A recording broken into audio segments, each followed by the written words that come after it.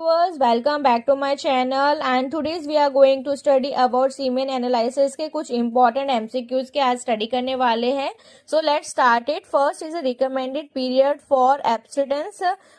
जो अगर patient doctor के पास जाता है और डॉक्टर रिकमेंड करता है सीमेन एनालिसिस का तो उसको 2 to 3 days या 2 to 7 days मैक्सिमम उसको गैप रखना पड़ता है. उसके बाद ही सीमेन का एनालिसिस हो सकता है. अगर ऑप्शन में 3 days है तो आप 3 days लगाओगे, लेकिन 2 to 7 days जो है एक नॉर्मल रेंज होती है. Normal volume of a semen in a single ejaculation. Single जब इजैकुलेशन होता है तो उसमें नॉर्मल वॉल्यूम क्या होता है 1.5 से लेके 5.0 ml होता है सिंगल टाइम पे. Okay, next is a primary function of prostate gland in sperm के प्रोडक्शन. जब भी स्पर्म का प्रोडक्शन होता है तो उसमें प्रोस्टेट जो ग्लैंड होता है उसका प्राइमरी फंक्शन क्या होता है.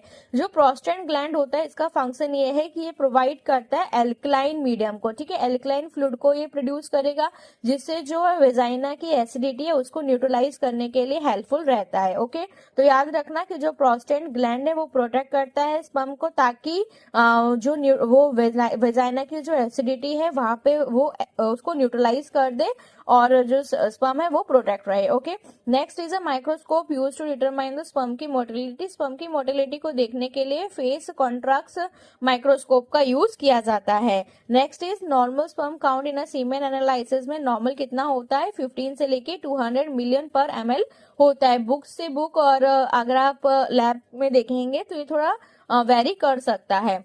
Purpose of a measuring semen pH in analysis. Semen analysis करते हैं तो पीएच को सबसे पहले मेजर करते हैं ताकि ये देखने के लिए कि इन्फेक्शन तो नहीं है या फिर कुछ एक्सेसरी ग्लैंड के साथ कोई इशू तो नहीं है. नॉर्मल कितना होता है 7.2 से लेके 8.0 होता है, मतलब एसिडिक नहीं होता है, एल्कलाइन होता है. ठीक है, 7.2 से लेके न्यूट्रल टू एल्कलाइन 7.2 से लेके 8.0 तक होता है. और ये क्यों होता है पीएच, किसके द्वारा होता है, प्रोस्टेट ग्लैंड के वजह से ये वाला पीएच होता है. और ये क्या करता है, ये एल्कलाइन फ्लूइड देता है, मतलब पीएच जो होता है वो एल्कलाइन फ्लूइड देता है ताकि जो वेजाइना की एसिडिटी है उसको न्यूट्रलाइज कर सके और जो स्पर्म है वो प्रोटेक्ट बना रहे. ओके, नहीं तो वेजाइना की एसिडिटी की वजह से स्पर्म बचेंगे ही नहीं.